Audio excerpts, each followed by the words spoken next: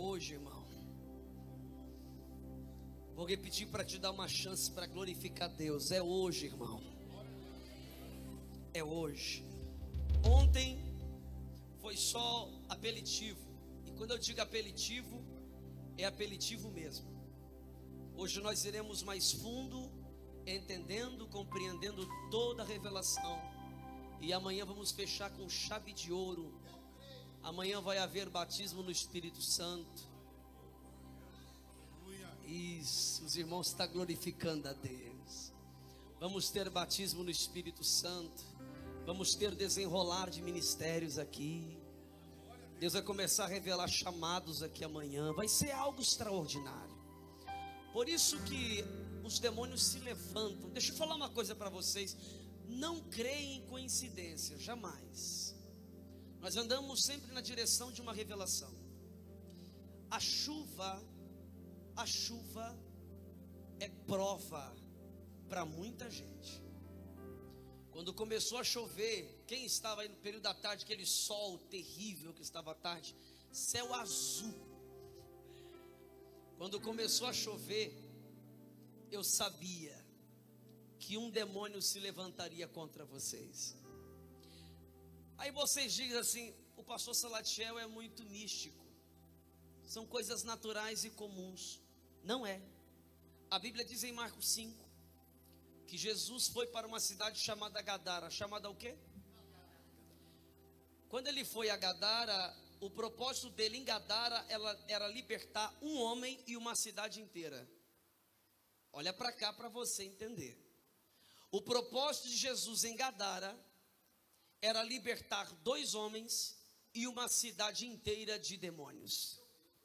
Ele entrou no barco e disse aos discípulos: vamos para o outro lado, até chegar em Gadara. Quando Jesus entrou no barco, pastor, estava um tempo semelhante ao tempo da manhã e da tarde de hoje. Quando ele estava no meio das águas, a Bíblia diz que uma tempestade sobreveio, ventos e chuva. O vento atingia a água e a água quase quebrava o barco. Jesus estava dormindo. Jesus estava o quê? Pergunta por quê? Porque Jesus tem me ensinado e vai te ensinar que todo aquele que está direcionado pelo Pai e tem uma revelação do Pai, mesmo em meio às tempestades, a gente consegue dormir e dormir muito bem. Vamos lá. No meio do mar, a tempestade sopra. Os discípulos acordam a Jesus e diz: não te importa que pereçamos? Nós vamos morrer, o senhor não vai fazer nada? Ele se levanta e diz ao vento e às águas. A Bíblia diz que ele repreendeu o vento e as águas. Por que ele repreende o vento? A palavra vento vem do grego pneuma. A palavra pneuma significa vento e também significa espírito. Ele não repreende um vento, ele repreende um espírito, uma potestade do ar, que assolava o barco com vento e fúria das águas. Para quê? Porque os demônios sabiam que se Jesus chegasse em Gadara, haveria libertação.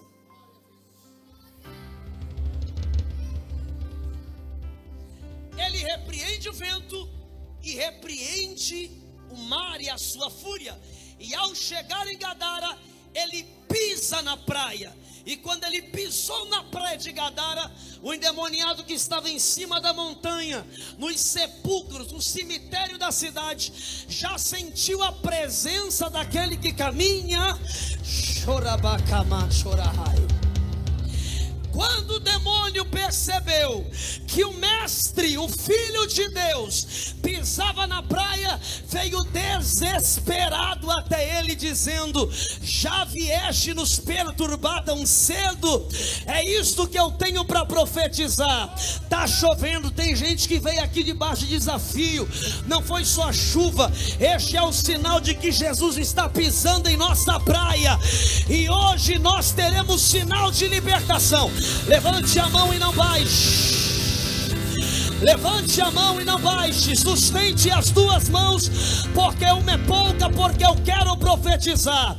Por causa da tua presença aqui hoje, a tua casa recebe a presença do anjo, que vai entrar para quebrar cadeias e grilhões e cadeado. Hoje a tua casa vai viver algo extraordinário. O teu casamento, a tua empresa, a tua vida, só quem acredita, duas mãos para cima e glória na boca para quem tem e acredita. Pode aplaudir, pode aplaudir.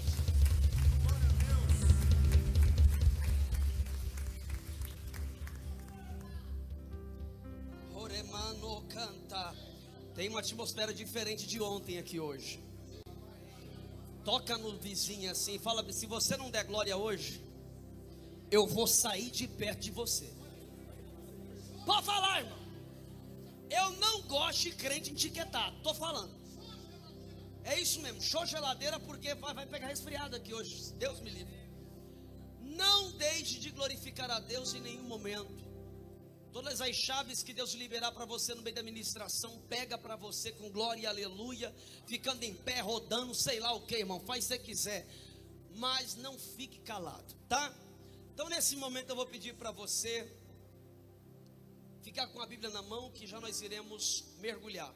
Dá um pouquinho de retorno para mim, a sonoplastia, só retorno, sem mexer em nada lá não.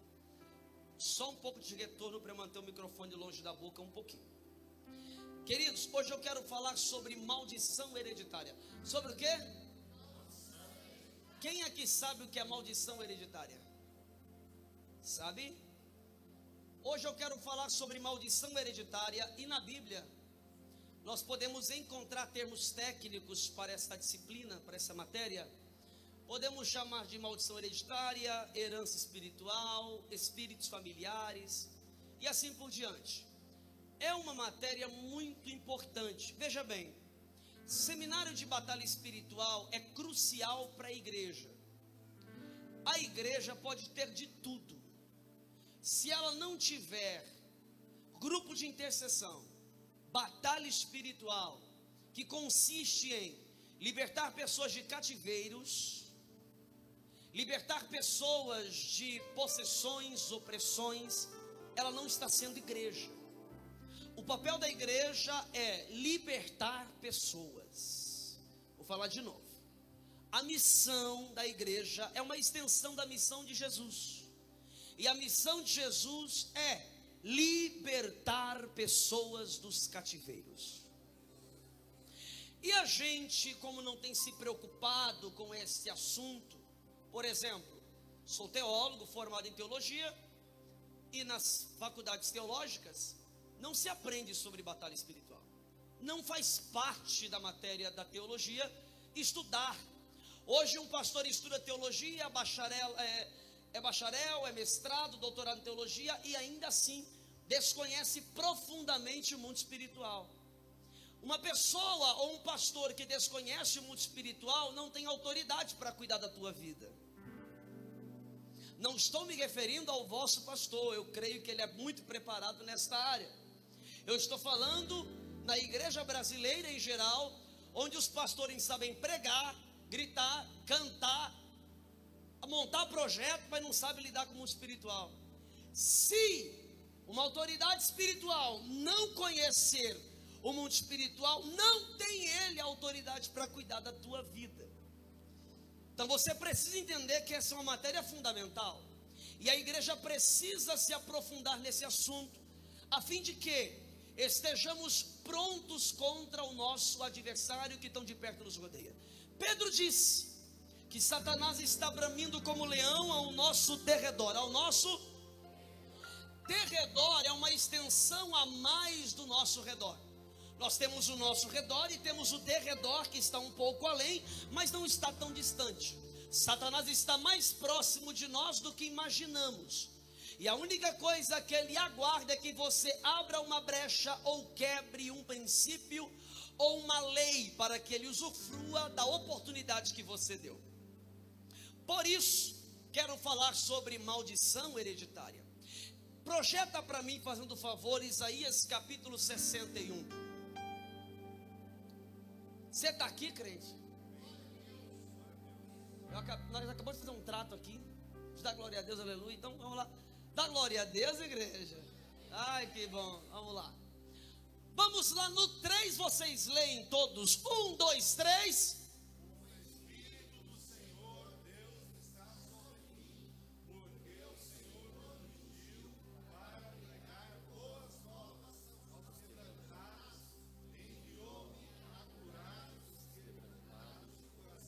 Ó.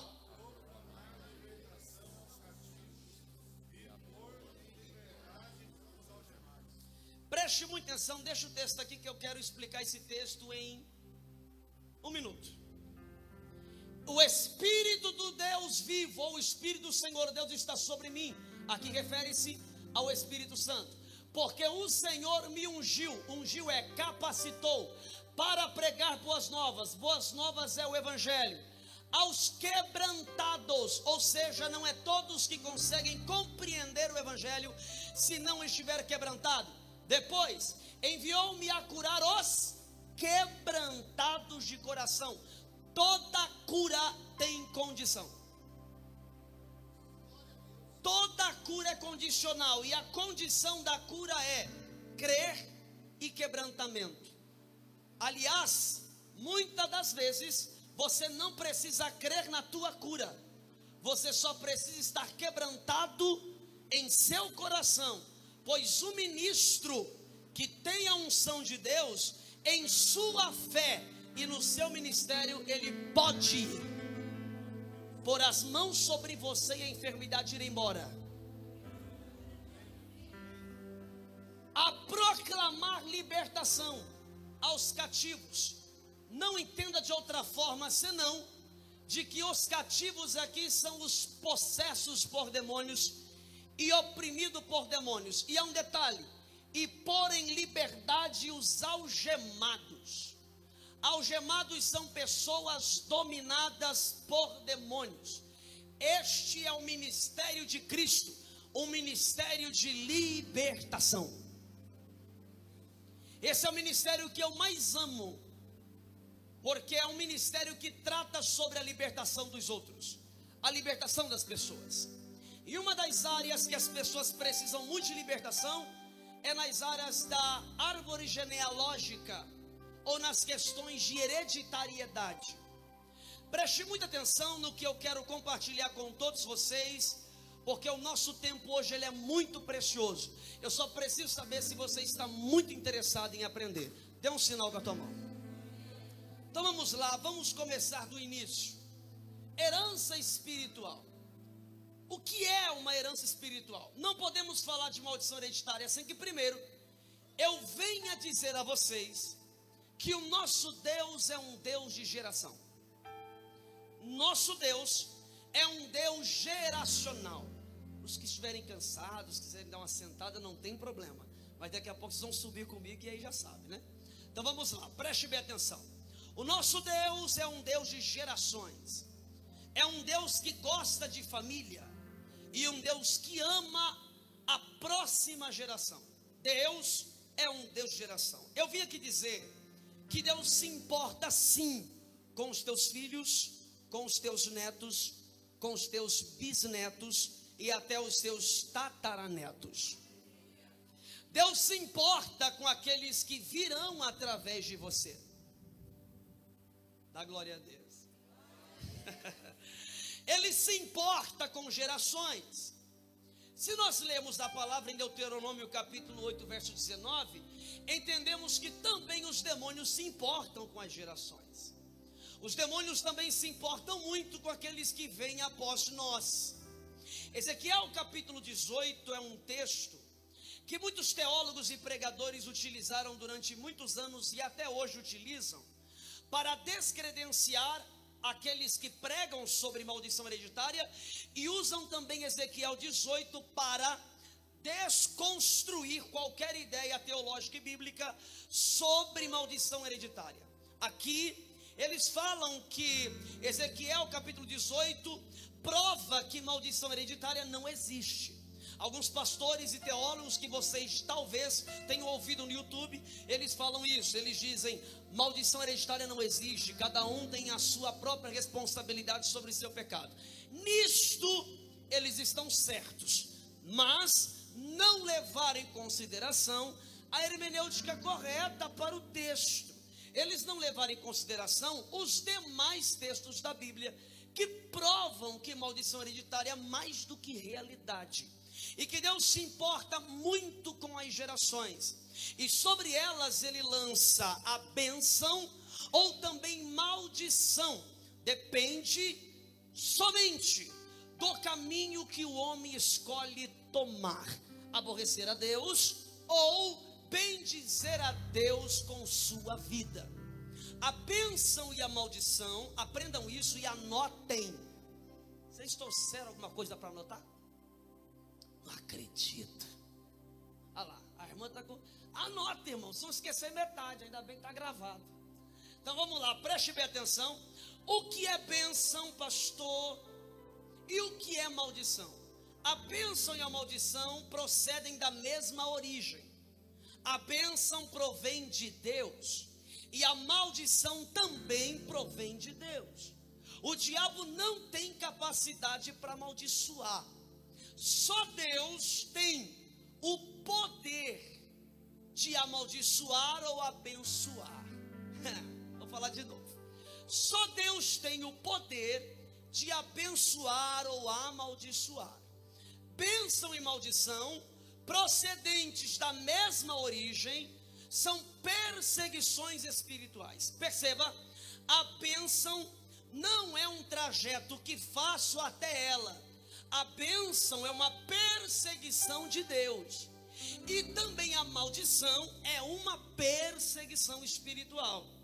Perceba que a Bíblia, quando fala de bênção, lá em Deuteronômio capítulo 28, ela diz assim: se vós obedecerdes as minhas leis, a minha palavra, todas estas bênçãos irão a você. Ah, que bom que 4 ou 7 entendeu. Vou repetir de novo.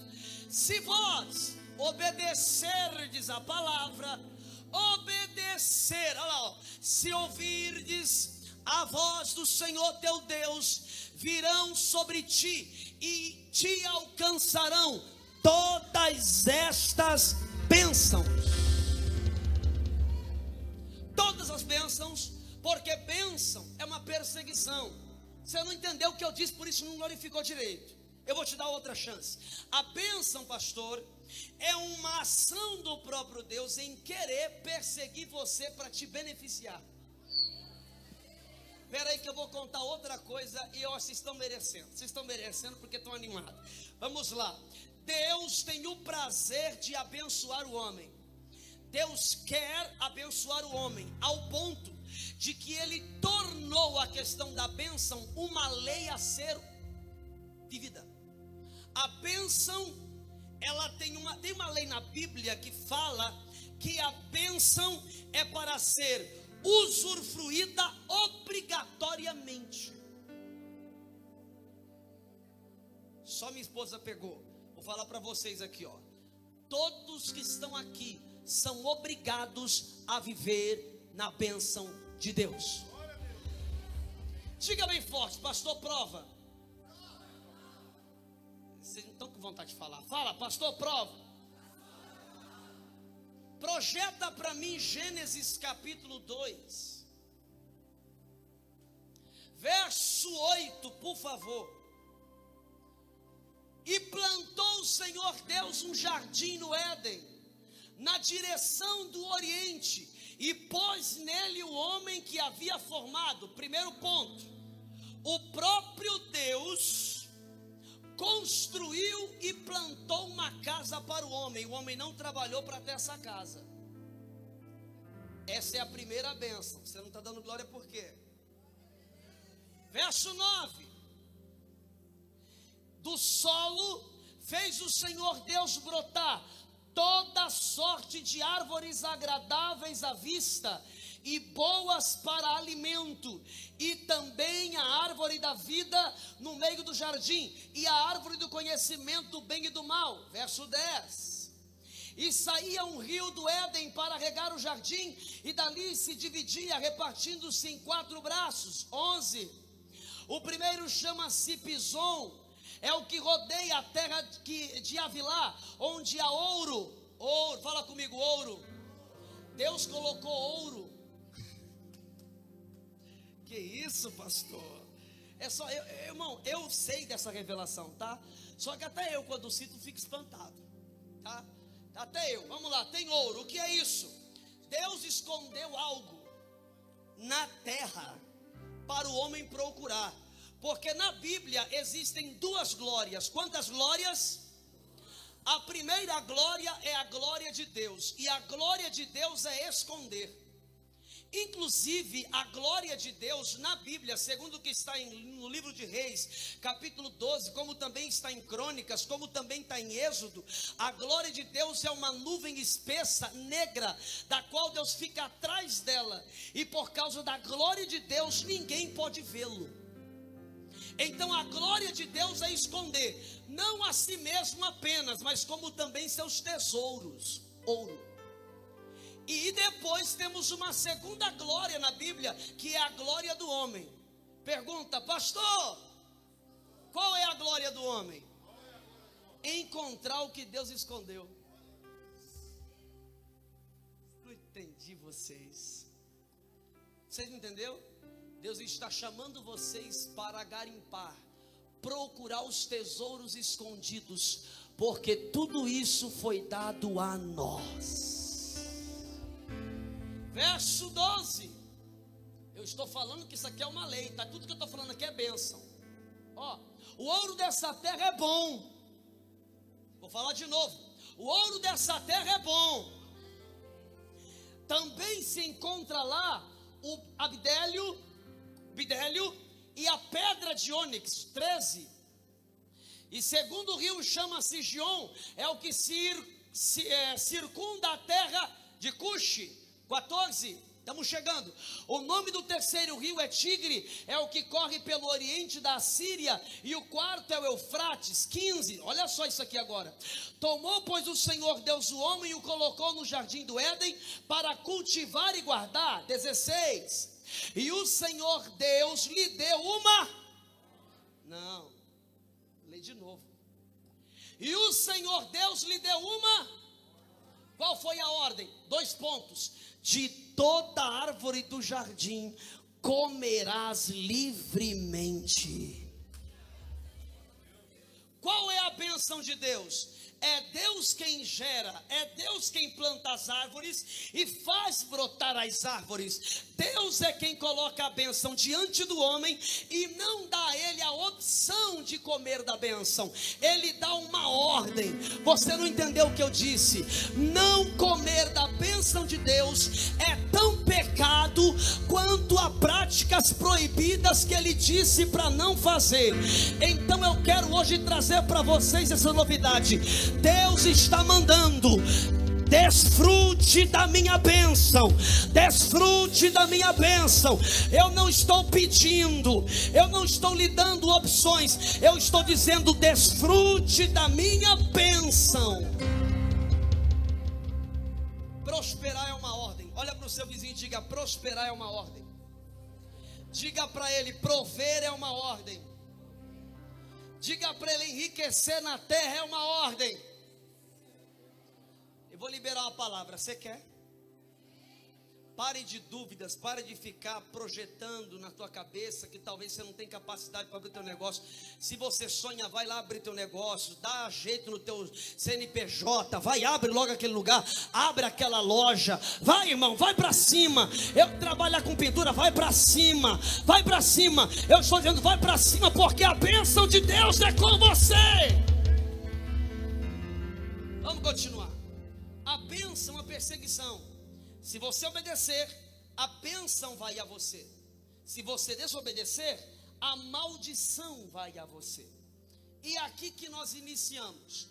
Quem cita Ezequiel 18, está desinformado.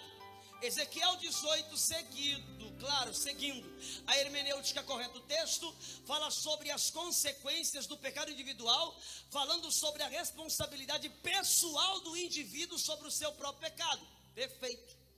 Agora, se abrirmos a Bíblia em Salmos 37, verso 25, projeta, hoje vai ter muita Bíblia aqui. Em Salmos 37, verso 25 diz: fui moço e já agora sou velho, porém,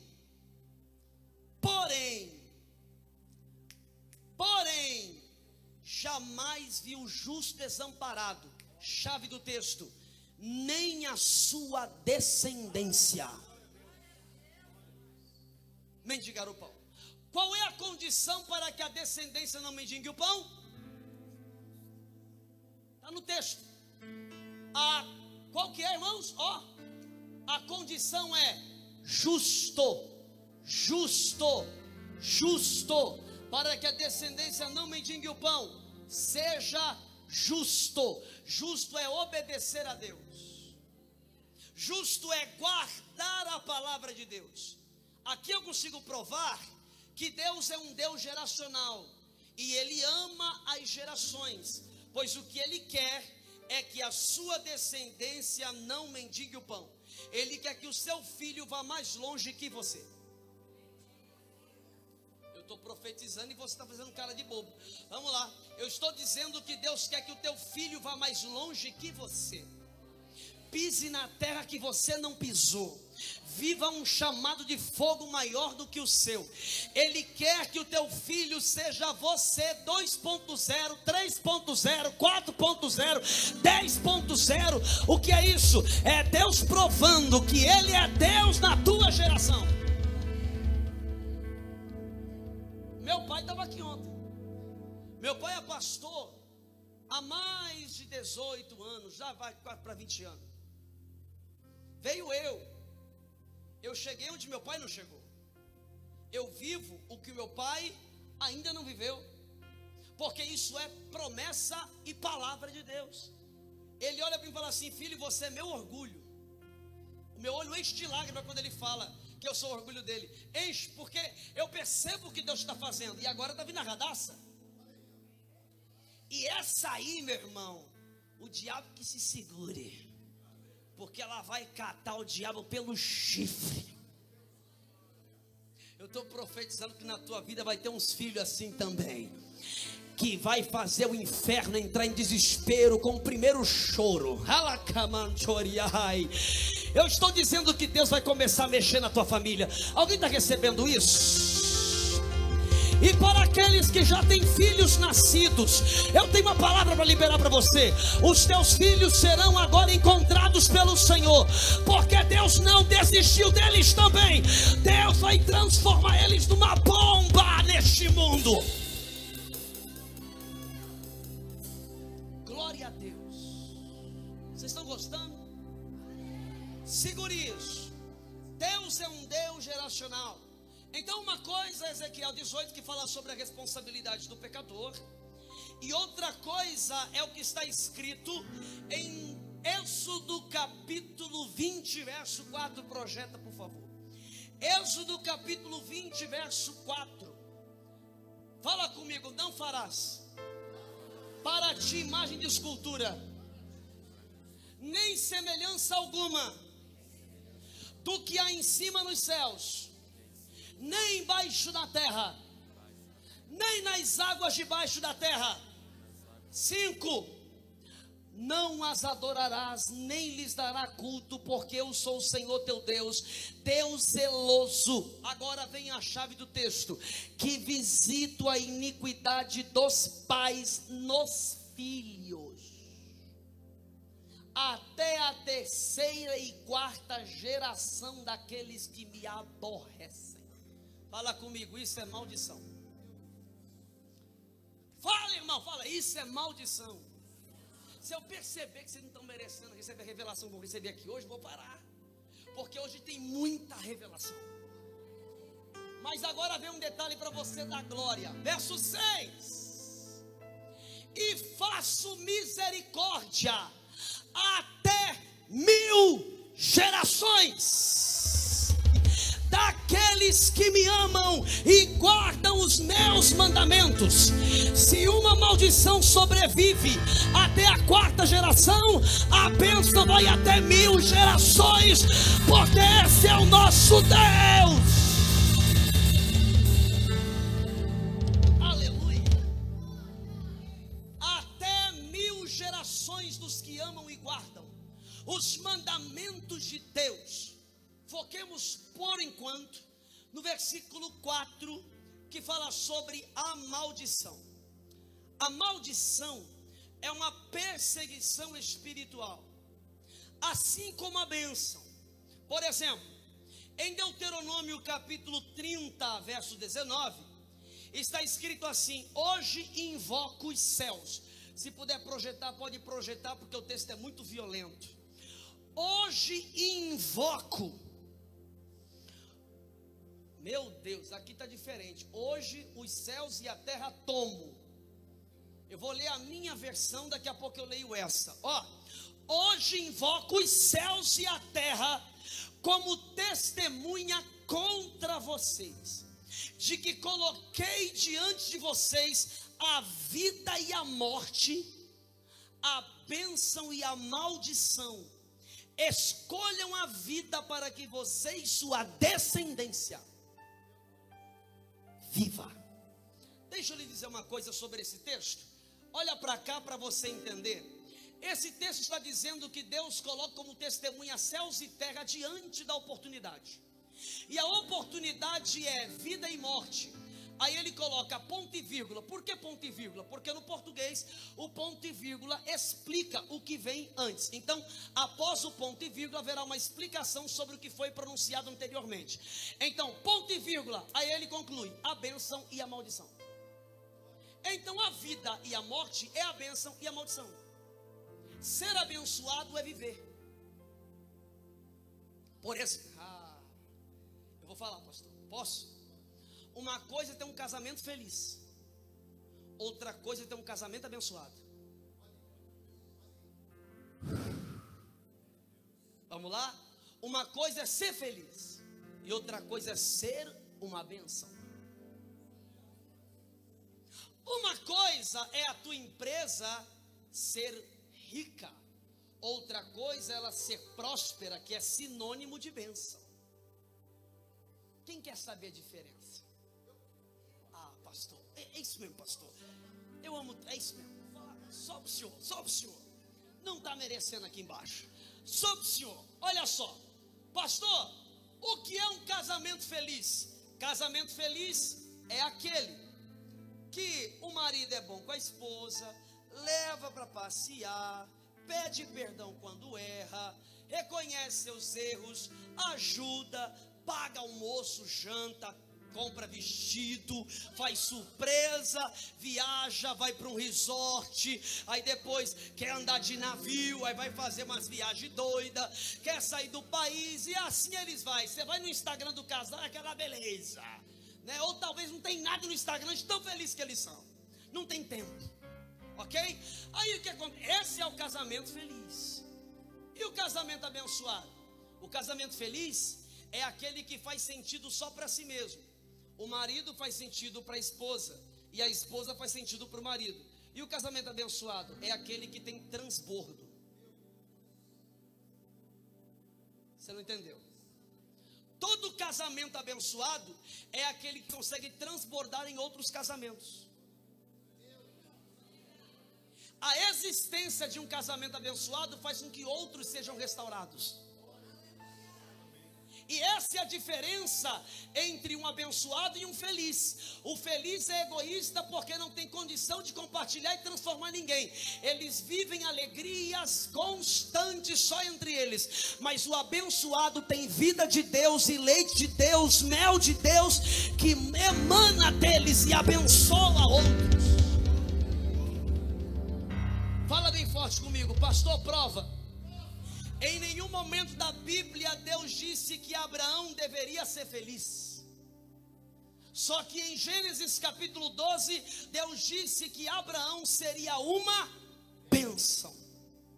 Aí o que Deus faz? No capítulo 12, verso 8, Deus enviou Abraão para uma terra chamada Canaã. Fala comigo, Canaã. Canaã era a terra que Deus prometeu para ele e sua descendência. Deus é um Deus de gerações. Então Canaã foi prometida para ser a terra do povo de Israel, que é uma descendência de Abraão. Só que quando Deus mandou Abraão ir para Canaã, Canaã era uma terra amaldiçoada, porque era uma terra da descendência de Cã. E Cã foi o homem que foi amaldiçoado pelo seu pai Noé. A Bíblia diz que aquela terra era seca, não tinha plantação, era uma terra amaldiçoada. E Deus queria que Abraão fosse para lá, antes que a sua descendência viesse à existência e pisasse na terra. Se você ler a Bíblia, você vai ver o texto bíblico onde o próprio Deus diz que a terra manava leite e agora preste atenção, como é que mana leite e mel uma terra amaldiçoada? Que segundo Deuteronômio capítulo 30, verso 19, a morte é sinônimo de maldição. Ou seja, se a terra é amaldiçoada, a terra é morta. Como é que uma terra morta pode prover vida? Porque mel e leite, pastor, são os únicos alimentos que são provenientes da vida. Que isso? Eu vou pular aí, irmão. Vamos lá, olha só. Leite e mel são os únicos alimentos que provêm da vida e não da morte. Como é que terra morta produz leite e mel? Porque a fonte do leite e mel nunca foi a terra. Por isso que Deus, pega essa se você aguenta. Por isso que Deus enviou Abraão para pisar na terra morta. Porque quem tinha bênção não é a terra. Não confunda. Deus não coloca a sua bênção em lugares geográficos. Deus não coloca a sua bênção em lugares. Deus coloca a tua bênção em pessoas. Deus colocou a bênção em Abraão e disse: Abraão, eu tenho uma terra para dar para a sua descendência. Só que no momento a terra está morta, está amaldiçoada, mas eu quero dar de presente para a tua descendência. Então antes que a tua descendência nasça, já que você é uma bênção, vai lá pisar na terra. Pisa, porque vai emanar vida da vida, vida da vida, vida da vida. Eu quero profetizar, levante a sua mão. Hoje você vai parar de viver para a sua própria felicidade e vai começar a viver com a bênção de Deus. E através de você, Deus vai dar vida para a terra morta. Deus vai dar vida para casamento morto. Deus vai dar vida para casas falidas. Aprenda a pegar a palavra. Se você pegou, você salta da cadeira, você aplaude, você dá glória. É assim que se pega a revelação. Eu estou profetizando que a partir de hoje você será uma bênção. E através de você, leite e mel vão ser emanados. E através de você, Deus vai dar vida para a terra morta.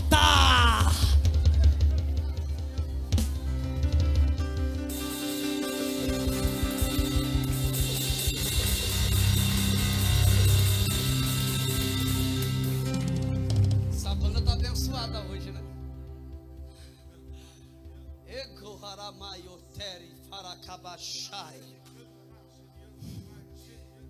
Ele pegou a revelação. Essa banda está abençoada hoje. Ó, vai manar daqui aí, daqui para lá, daqui para lá, Está saindo vida desse púlpito, irmão. Está saindo vida desse altar, irmão. Está saindo vida desse altar, irmão. Eles estão profetizando com os instrumentos e eu estou profetizando com a minha boca. Está saindo vida daqui até aí.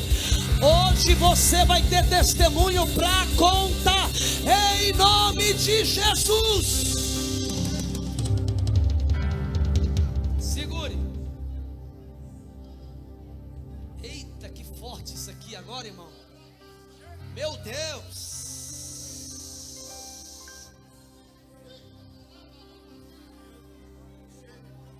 Que isso? Ai. Nossa. Aleluia.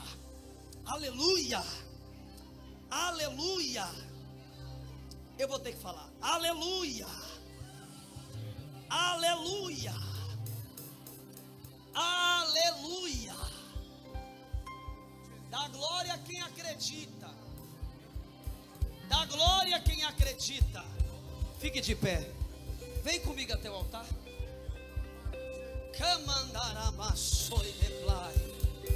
Sobe, sobe.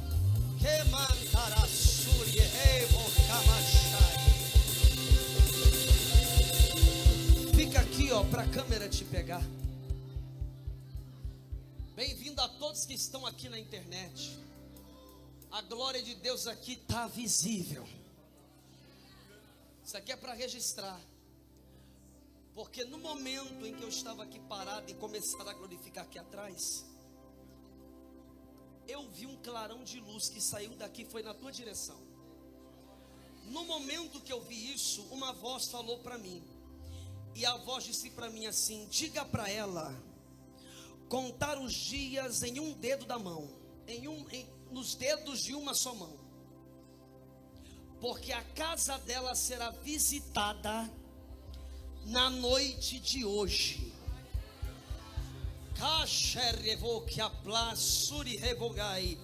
Eu estou vendo uma pessoa dentro da tua casa hoje, e eu vejo o Senhor restaurando emoções lá dentro e trazendo novamente. Essa é a palavra que eu ouvi. Eu estou reivindicando, porque a tua casa hoje será uma casa de milagres. Eu vejo alguém do sexo masculino dentro da casa. Ele andava na sala para lá e para cá. Aleluia. E Deus me disse: pode falar para ela que tem um homem que eu vou pegar hoje. Hoje ele vai começar a ter sonho estranho. Ele vai começar a sentir umas presenças estranhas. E é Deus. Porque Deus vai te dar um testemunho novo para contar.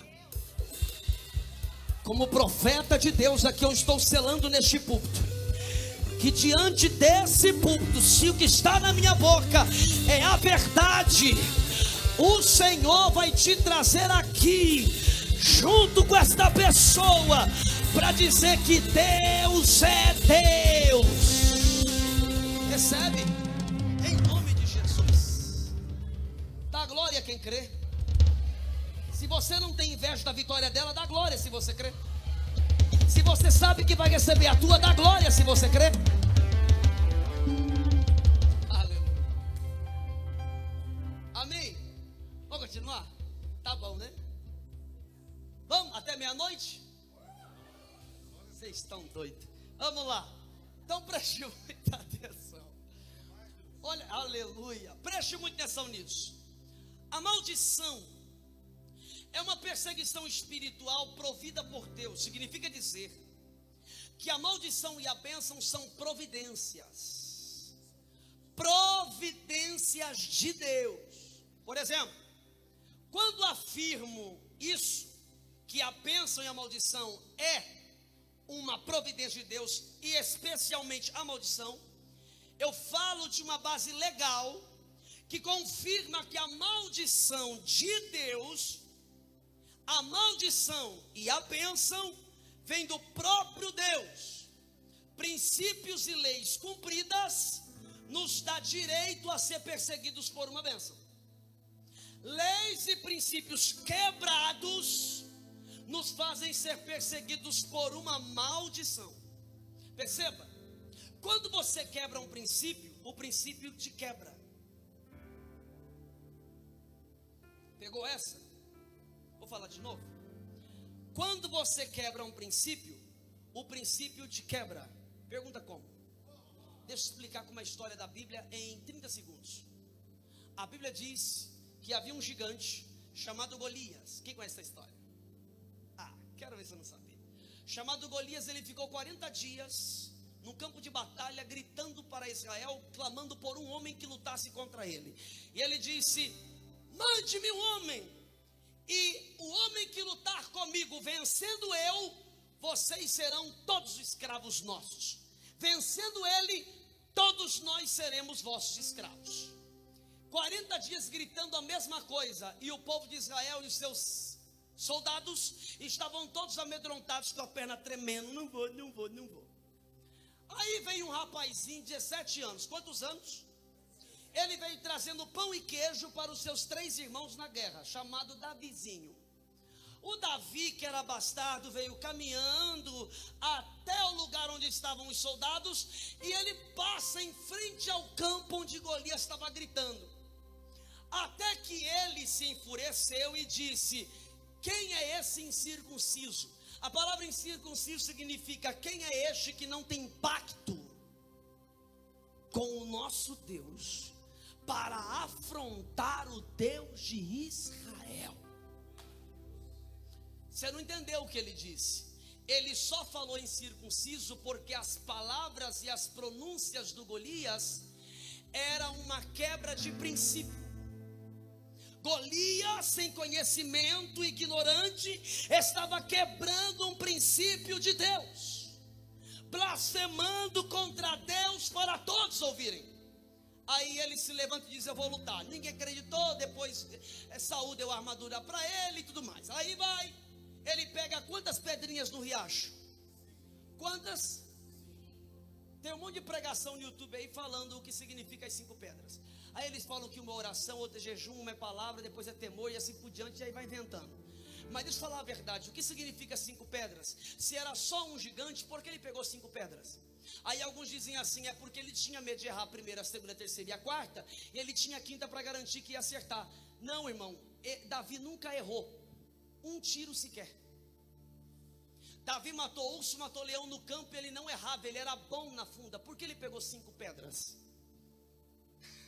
Porque as 5 pedras representam os 5 livros do princípio de Deus: Gênesis, Êxodo, Levítico, Números e Deuteronômio. Os primeiros 5 livros da Bíblia. Mas qual é a pedra que derruba o gigante? O primeiro, o segundo, terceiro, a quarta, a quinta? Qual delas? Qual delas? Qual derruba, irmão? Esse crente está com dúvida. A primeira. Por que a primeira? Porque a primeira pedra representa o Gênesis. E a palavra Gênesis no hebraico é Bereshit, significa princípio. Ou seja, ele cai com uma primeira pedra porque quebrou o princípio. Quem quebra princípio é quebrado por ele. Ele taca a primeira pedra para dizer: tu quebrou o princípio? Então com o princípio você será quebrado. Pá! Segure essa para você aprender. Quando você quebra um princípio, você atrai a você a maldição. Agora escute isso. Nós afirmamos isso e é bem poderoso. Os demônios familiares têm autoridade de operacionalização na permissão em princípios e leis quebradas. Os demônios, eles operam quando você quebra mandamento e quebra lei, quebra princípio. Por exemplo, quando Saul quebrou as leis de Deus e Deus disse para ele fazer e não fez, e quebrou a lei de Deus por 3 vezes, a Bíblia diz em primeiro livro do profeta Samuel, capítulo 16, que os espíritos malignos, espíritos do mal, demônios, foram enviados por Deus para atormentá-lo. Segure essa para você aprender. Se você ler Provérbios 26, 2, se quiser projetar, está escrito assim: como pássaro que foge e como a andorinha que voa, assim é a maldição, sem causa não se cumpre. Portanto, para a maldição se cumprir, ela tem que ter uma causa primária. Alguma coisa que você fez, que gerou e fez com que a maldição fosse atrás de você e da sua descendência toda. Agora escute o que eu vou lhe dizer e é muito importante. Vamos lá, preste bem atenção, pega a sua Bíblia, por favor. Pega a Bíblia, pega. Pega a Bíblia. Quem trouxe a Bíblia? Oh, tem irmão que não trouxe Bíblia, gente. Nem no celular. Nem no celular. Olha só. Os que dizem que maldição não existe, pastor, pegam Romanos 8 e diz assim: a maldição não existe porque todo aquele que está em Cristo, nenhuma condenação há. Aquele que está em Cristo não tem o porquê sofrer com maldições. Em Cristo tudo foi anulado. Na verdade, com a Bíblia na mão, se você abrir em Ezequiel 18:20, está escrito: o indivíduo que pecar, este morrerá. O filho não levará a culpa. Escute, o filho não levará a culpa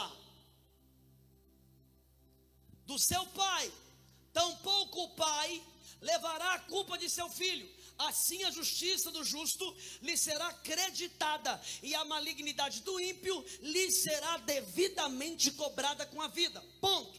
Aqui está dizendo que a culpa do pecado não recairá sobre um filho.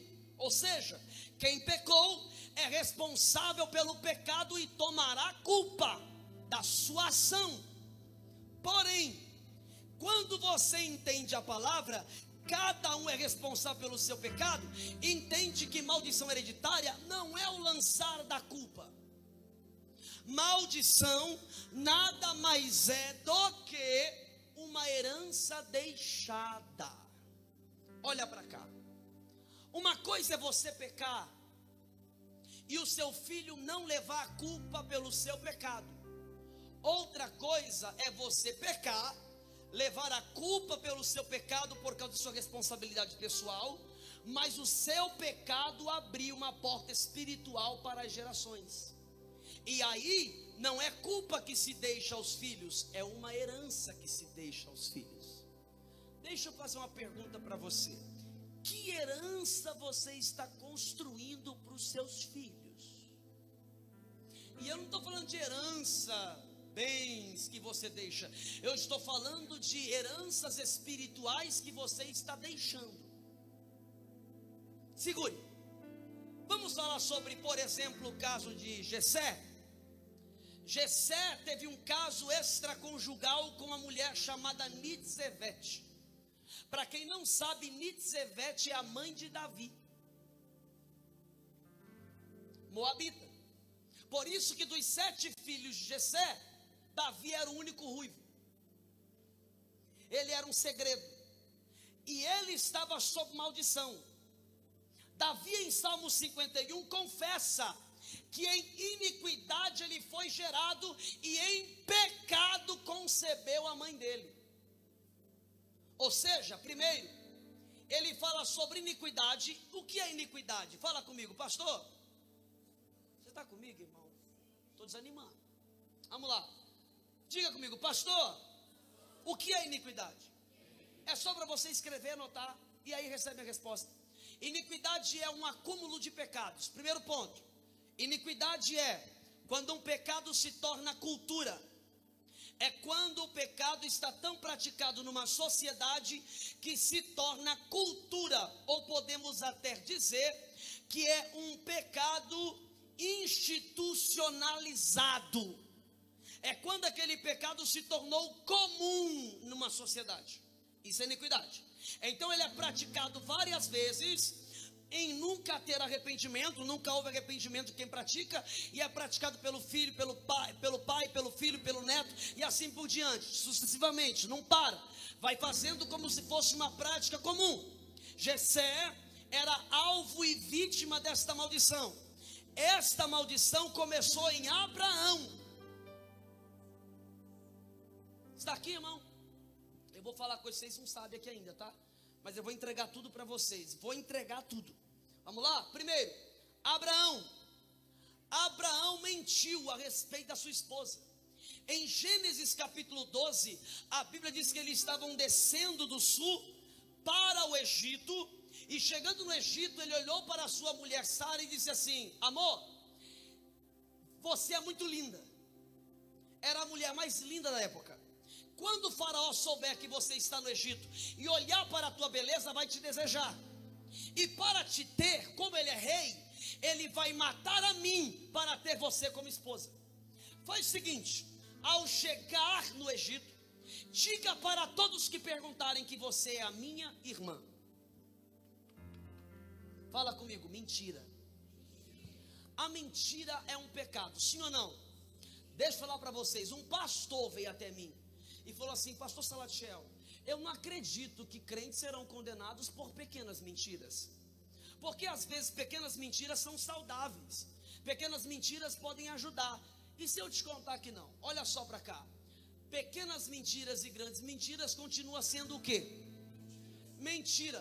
Aí você fica pensando: ah, mas é que uma mentirinha para se salvar, para se livrar. Mentira, é pecado e gera maldição. Ó, ele nunca se arrependeu da mentira que contou, e nunca se arrependeu da mentira que forçou sua mulher a contar. Nunca se arrependeu. Por causa disso, o seu filho Isaac também mentiu. Oh, está aí? Isaac também mentiu sobre a sua esposa. Detalhe, estava descendo para o Egito igual o seu pai desceu.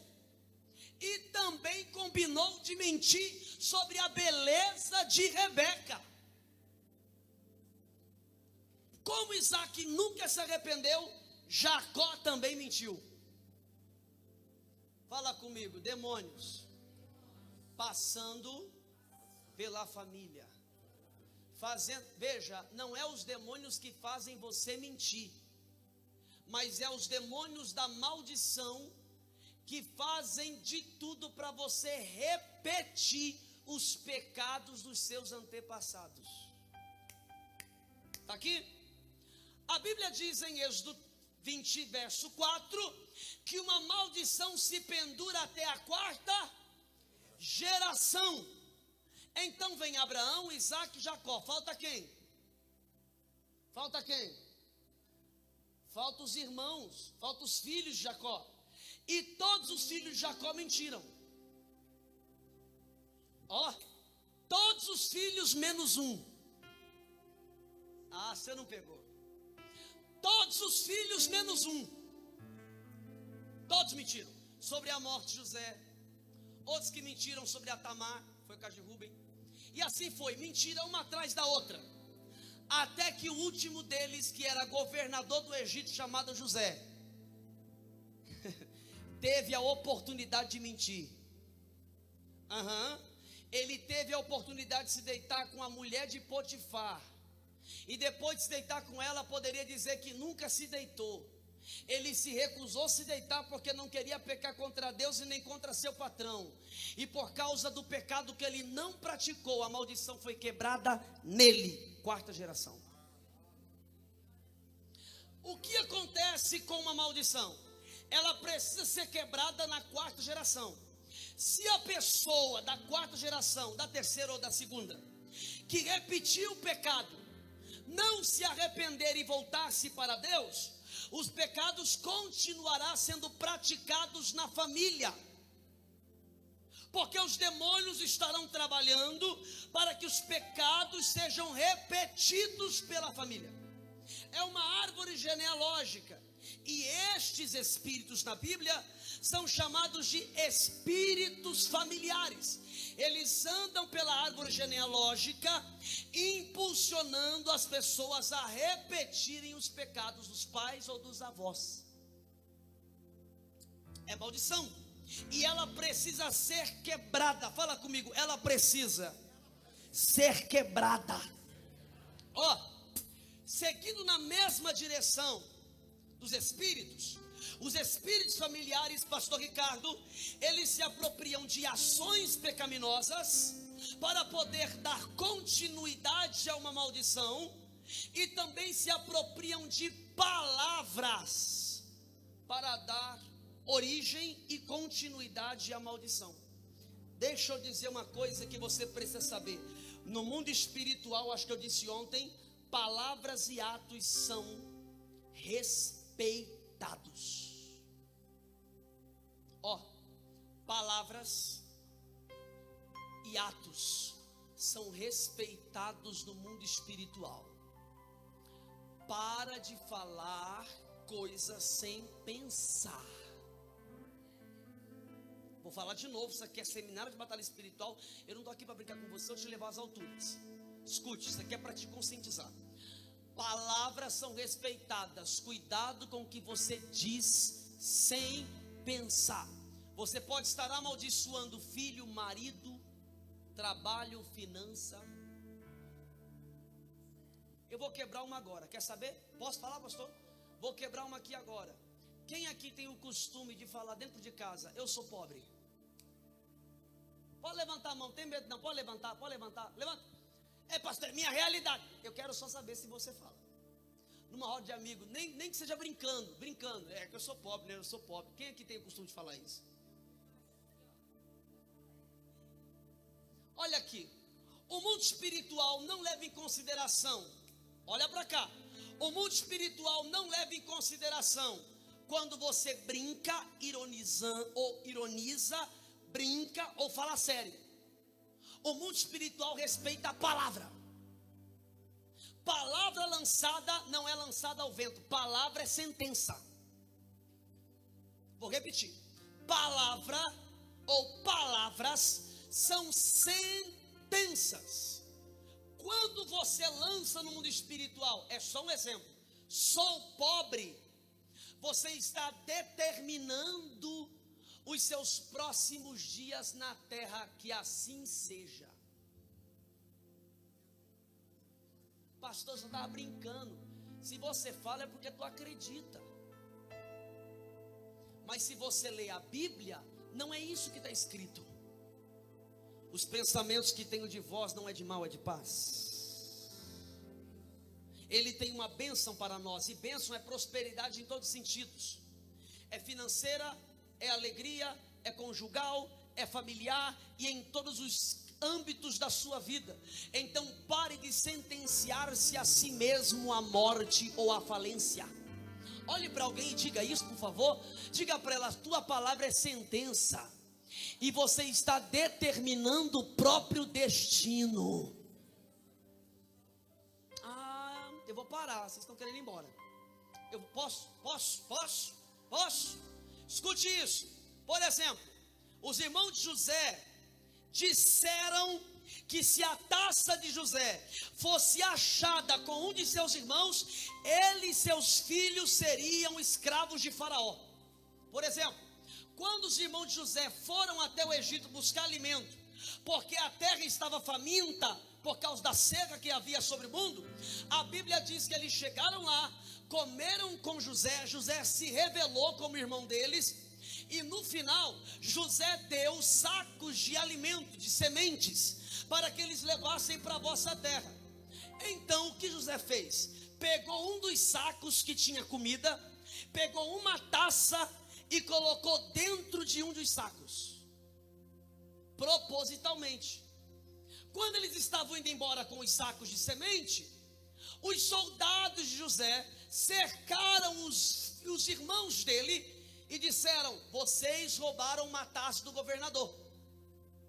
E eles disseram: não roubamos não, a gente não roubou não, roubaram sim. Então é o seguinte, procure, se você achar alguma taça aqui, nós e a nossa descendência será escrava. Quer ouvir? Ficaram 430 anos escravizados do Egito. Você está aqui, irmão?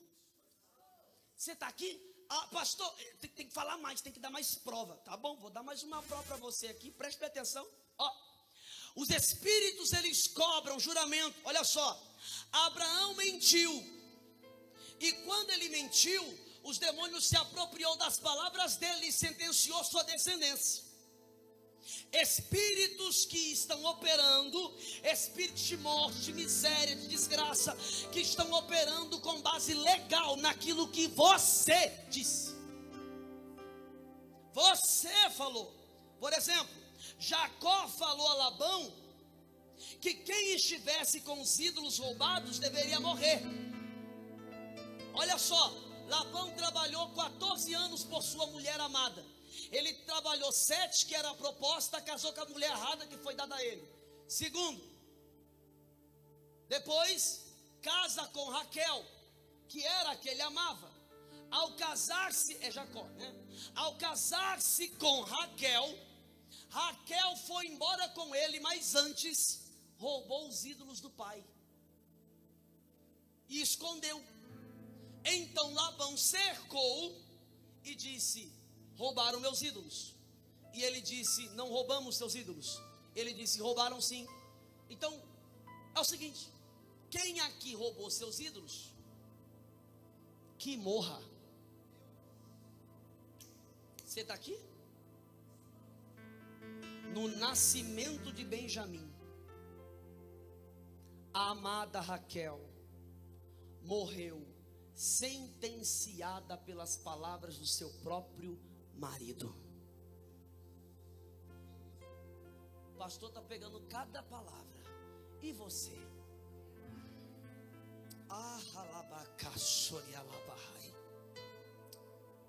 Deixa eu falar uma coisa para você. Atitudes também geram maldição. Espíritos que trazem maldição por causa da idolatria. Por exemplo, quando Davi fugiu para se livrar de Saul, porque Saul queria matá-lo, a Bíblia diz que Mical, sua esposa, colocou um ídolo na cama e cobriu com uma coberta, para que quando Saul viesse procurar Davi e matá-lo, ele pensasse que aquele volume na cama e na coberta fosse Davi. E Davi foi embora. Agora escute isso. No lugar de Davi, para confundir seu pai, tinha um ídolo. O quarto, a cama, o ambiente do matrimônio, tinha um ídolo no meio da cama. Fala comigo, leito maculado.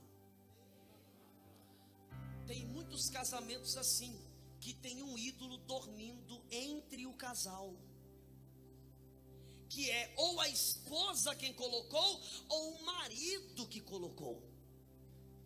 Oh meu Deus, esta é a palavra de Deus para vós. Arrependei-vos, pois o arrependimento é o único capaz de quebrar a maldição. Por exemplo, objetos amaldiçoados, fotos, vídeos pornográficos, são pontos de contato de espíritos familiares que permanecerão na família por muito tempo, paralisando as vidas de todos. Você está aqui? Meu Deus, irmãos, eu acho que esse silêncio aí é por espanto. Ou vocês querem ir embora? Então vem para cá para você entender um detalhe muito poderoso.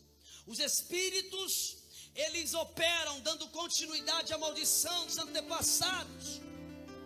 O caso de Cã, por exemplo. Cã foi o filho de Noé. Noé teve 3 filhos: Sem, Cã e Jafé. Os 2, Jafé e o primeiro, foi bendito. Cã viu a nudez do pai e o pai o amaldiçoou. Aí você lê Levítico capítulo 18 e lê sobre a descendência de Cã. Eles cometeram o mesmo pecado do pai. A descendência inteira foi promíscua. A mãe casou com o filho, o pai casou com a filha, o filho casou com a prima e assim foi. Está na Bíblia. Eles começaram a repetir os pecados dos antepassados.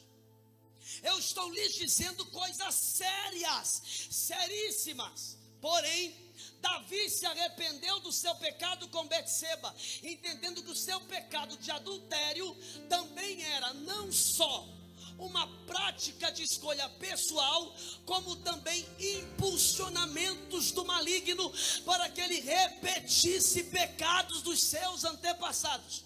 Ele cometeu o mesmo pecado do seu pai. Só tem um detalhe, diga qual? Diga qual? Davi se ajoelha. Pai, Deus, tira o trono, não importa para mim. Tira a roupa de rei, não importa para mim. Tira a coroa, não importa para mim. tira o palácio e o dinheiro, não importa para mim, mas não tire de mim a tua presença. Quando rabadacheri alabrachori e calabrai.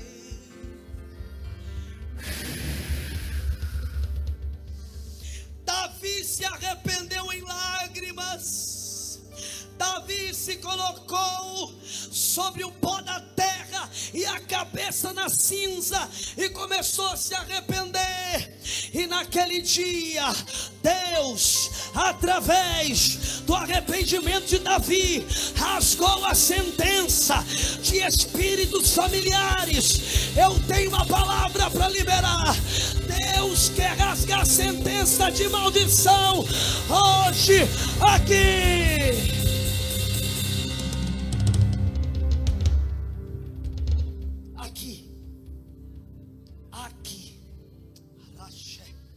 Deus quer quebrar aqui.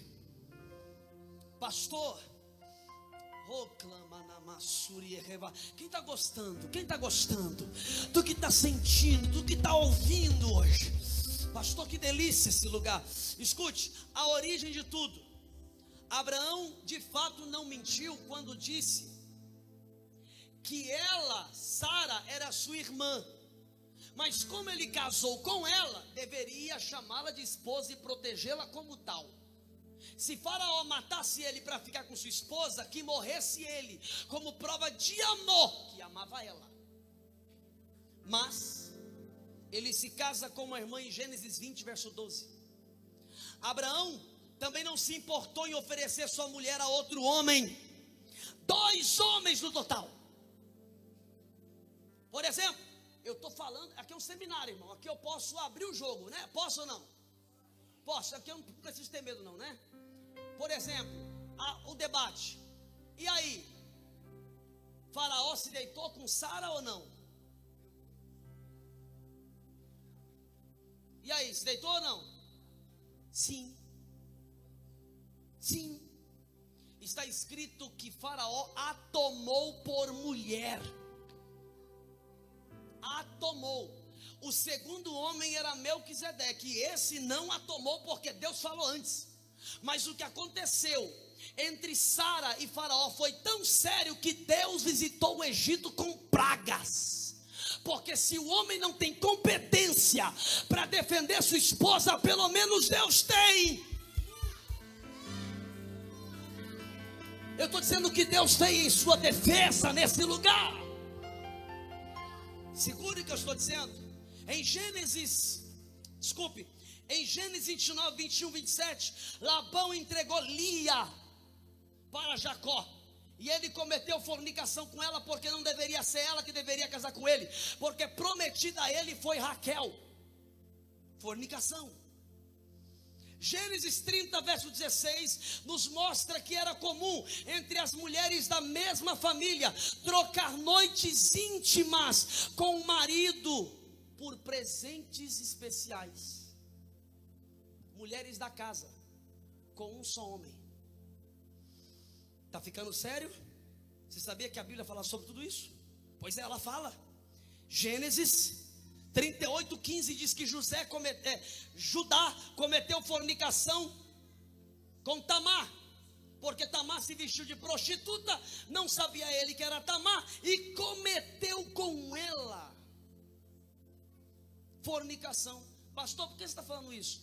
Porque por causa destas ações, o povo de Israel foi castigado com maldição. Eu quero terminar isso aqui de um jeito que talvez tu vai dar glória a Deus no final. Deixa eu te contar uma coisa. Maldição hereditária, pastor, existe. O pecado gera maldição para as próximas gerações.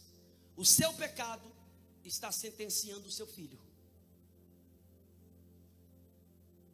O teu adultério está sentenciando o teu filho. Ele não vai levar a culpa, mas ele vai levar a herança. Isso aqui é tão sério. Você quer receber muita bênção, as pessoas querem carro, casa, profecia, mas não querem esse confronto. O teu Deus é tão bom que Ele não quer te ver sentenciando a morte e o próximo. Eu vou falar coisas sérias aqui, preparem-se para ouvir, para nós encerrarmos com a prática, no nome de Jesus, porque você vai quebrar todas as maldições da sua vida agora. Pastor, eu nem sabia que eu estava sob maldição, e agora você vai descobrir, porque eu quero dar a vocês alguns sintomas de como descobrir se tem ou não maldição. E eu quero que vocês coloquem de lado agora as suas... eu sou crente há tantos anos, sua credencial, diploma, esquece. Aqui nesse momento você não é doutor, não é doutora, não é pastor, não é pastora. Nesse momento você é um filho precisando ouvir a verdade do Pai e sua palavra, que precisa ser liberto dos cativeiros. Vamos lá. Por exemplo, alguns dizem que não existe, mas está escrito, preste bem atenção, está escrito. Jesus disse aos fariseus: vocês farão igual, para que sobre vós recaia todo o sangue justo derramado sobre a terra, desde o sangue justo de Abel, até o sangue de Zacarias, filho de Baraquias. Todas estas coisas virão à presente geração. Irmão, Zacarias morreu há 400 anos antes de Jesus falar aquilo. Abel morreu milhares de anos antes de Jesus falar aquilo. Como é que os fariseus daquele momento seriam culpados pelos pecados de Zacarias, pecados de Zacarias não, pela morte de Zacarias, porque mataram ele diante do altar, e pela morte de Abel, se foi Caim quem matou? Como é que o povo daquele momento estava sendo culpado? Porque, irmão, herança espiritual. Eles não se arrependeram pelo pecado de Caim, e não se arrependeram pelo pecado dos seus irmãos do passado, quando mataram Zacarias diante do altar. Olha para cá, estou encerrando agora. Se você olhar para a Bíblia, em Tiago 5,16, está escrito que foi nos dado o poder de ligar e desligar coisas. Portanto, confessai uns aos outros vossos pecados, e orai uns pelos outros para que sejam curados, que é o mesmo que desligados. Uma maldição, ela precisa ser desconectada a você. E para que uma maldição não prospere mais sobre você e sua família, ela precisa ser desligada. Como? Confessando os pecados. A cruz não resolveu essa parte. Por que não? Porque essa parte é com confissão. A cruz, ela tira de você a carta, a cédula que era contra você, que te direcionava e te predestinava à ira de Deus, ao inferno. O sangue de Jesus desce e tira você deste perigo, a ira de Deus. Mas as maldições, elas precisam ser quebradas com confissões de pecados. As confissões de pecado quebra a maldição. Olha para cá.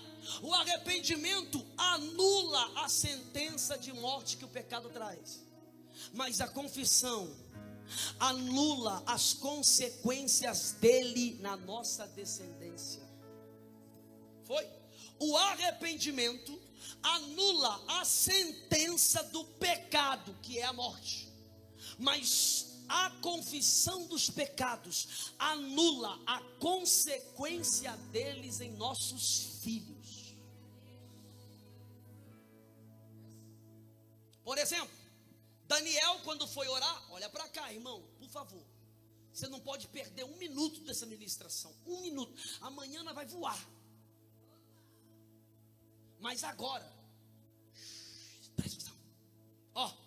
Agora, Daniel disse, quando foi orar: eu e a casa de meu pai temos pecado contra o Senhor. Ele orou assim.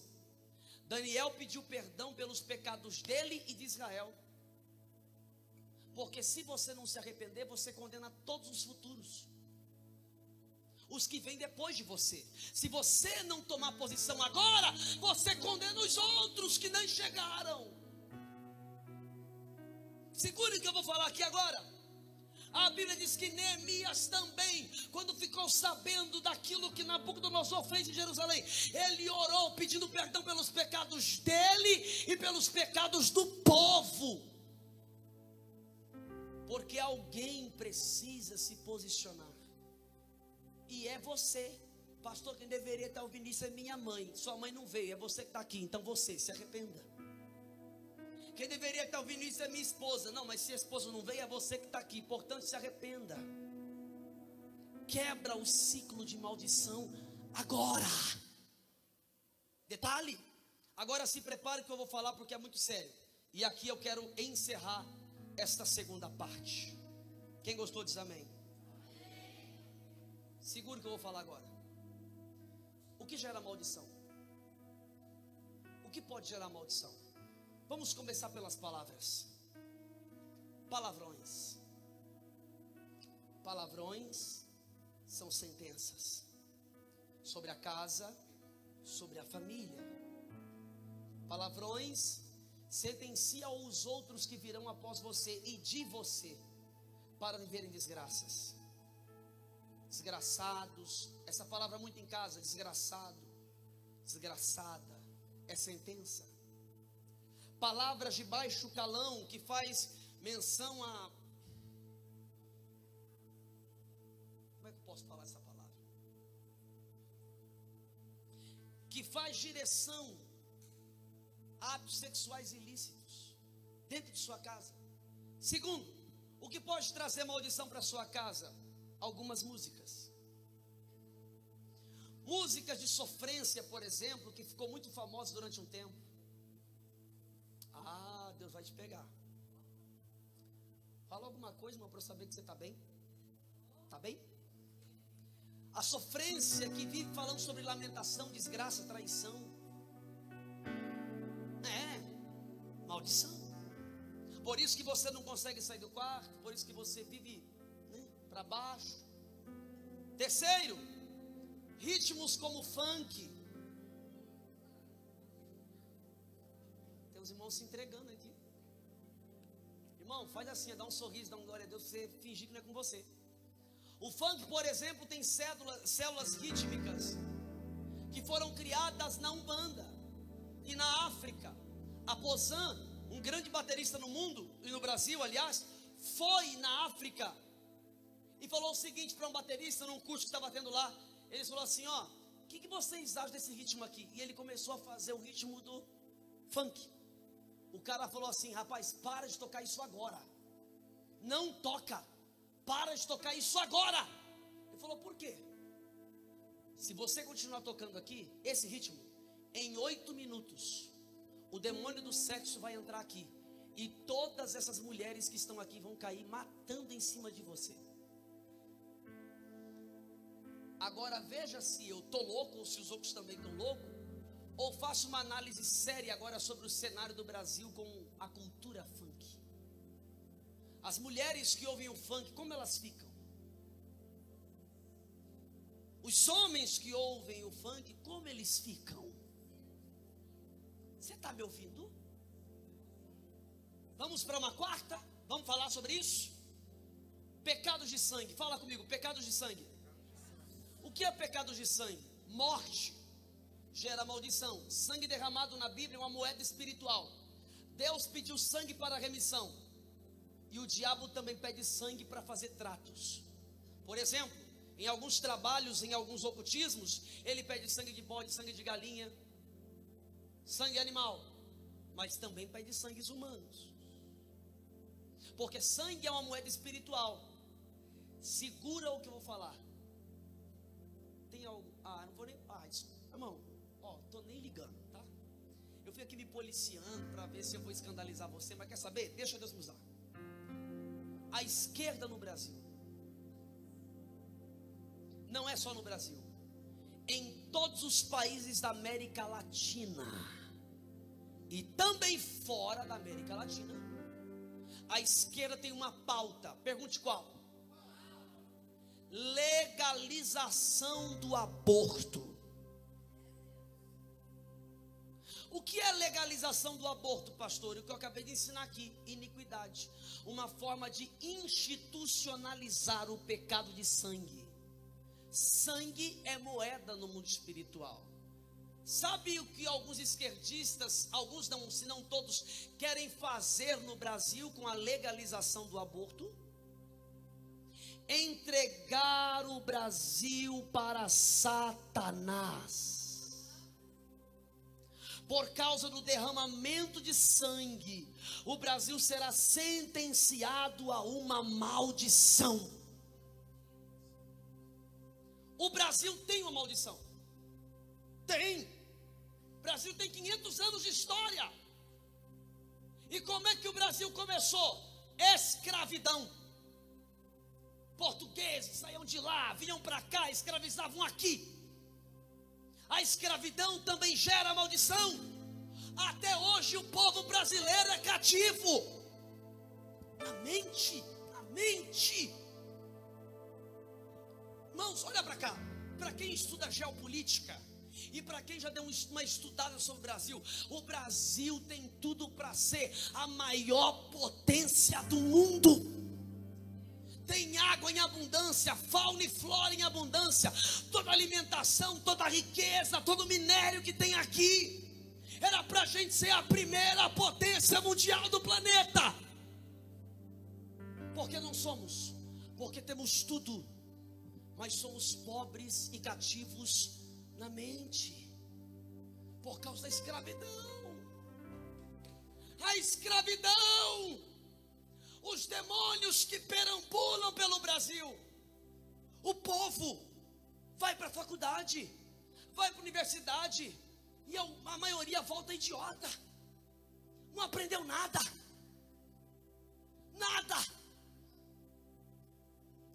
A esquerda consegue manipular e todo mundo cai. Olha para cá, irmãos, escute o que eu vou falar. Vocês estão aqui comigo ou não? Estão comigo? Qual é a solução do Brasil? Qual é a solução do Brasil? Tem gente falando aqui, Deus é a solução do Brasil. Os Daniéis do Brasil, os Neemias do Brasil. O que Daniel e Neemias têm em comum? Os dois oraram pedindo perdão pelo seu pecado e pelo pecado da nação. Arrependimento é a solução do Brasil. Querem legalizar o aborto? Legalizando, legaliza os demais, as drogas, a prostituição. Querem transformar o Brasil numa Sodoma e Gomorra. Querem que os demônios tenham legalidade para andar, mexer com a família. Querem pegar nossos filhos pequenos, erotizá-los. Já estão fazendo isso com desenhos da Netflix. O que mais eles querem? Destruir o que Deus construiu. Mas a palavra que eu tenho, e eu lanço isso na internet agora, eu lanço isso na filmagem, depois você recorta e posta, mas eu lanço isso. O Brasil tem uma resistência, o Brasil tem um muro de fogo. Eles querem sim legalizar, eles querem entregar o Brasil para Satanás, mas a resistência é uma igreja viva, e com o poder do Espírito Santo nos levantaremos, nos arrependeremos de nossos pecados como igreja, e também nos arrependeremos dos pecados da nação, porque feliz é a nação cujo Deus é o Senhor.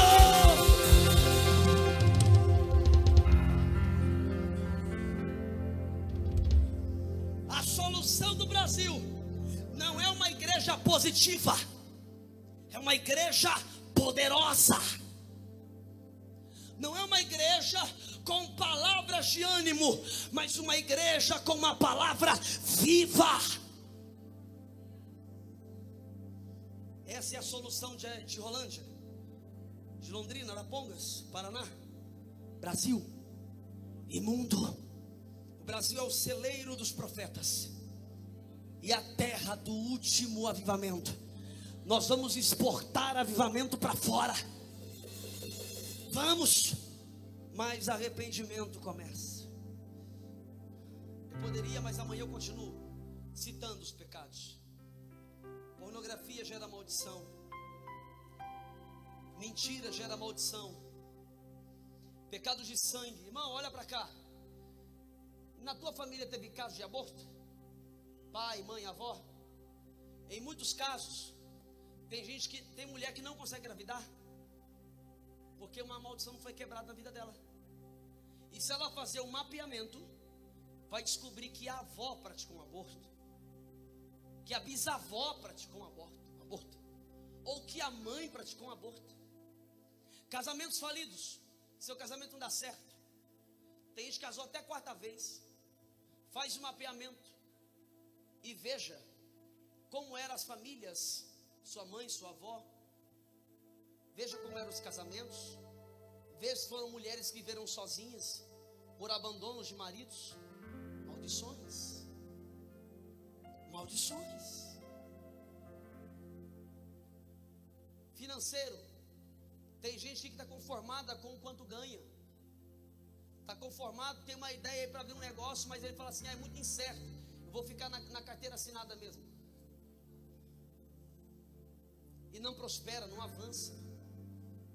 Chega no final do mês, a conta foi paga, ainda faltou conta para pagar, e o salário não deu certo. Tem finanças travadas que é maldição, tem que ser quebrada. Faça um mapeamento familiar.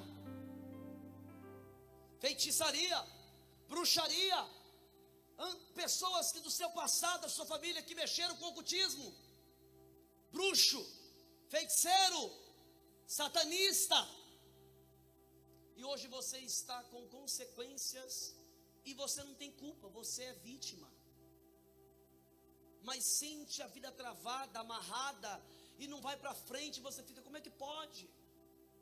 Eu me esforço, eu sou uma pessoa boa, eu não faço mal a ninguém. Por que eu estou vivendo isso? Aí você vem na igreja, recebe palavra de ânimo, recebe oração, e a sua vida não muda. O que é isso? A palavra que eu tenho é que o arrependimento muda tudo. A confissão de pecados muda tudo. Agora, para encerrar, eu vou chamar à frente. Eu quero que você feche os olhos agora, por favor, onde você está. Você fará uma introspecção. O que é isso?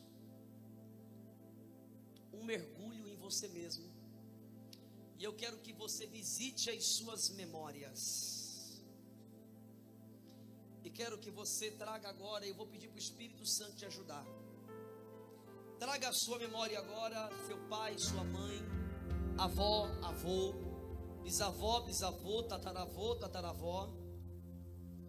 E quero que você pense naquilo que a sua mãe já falou sobre eles, ou que talvez sua própria avó falou sobre eles, ou aquilo que você sabe do seu passado e do seu mapeamento familiar. Eu quero que você associe o que você está vendo hoje com o que você ouviu da boca deles, e veja se há alguma semelhança na mesma área.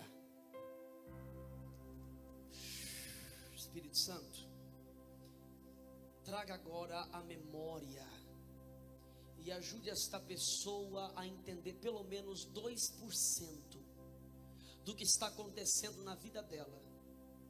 E assim que o Senhor trazer na memória dela o que está travando ela, traga ela para o altar nesse momento, no nome de Jesus. Você que tem na memória algo, eu quero que você saia do seu lugar.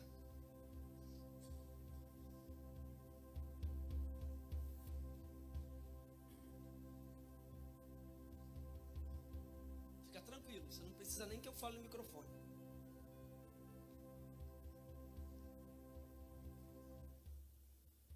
Você vai sair do seu lugar. Pastor, não consegui trazer nada na memória. Agora eu vou convidar. Vem assim mesmo. Pode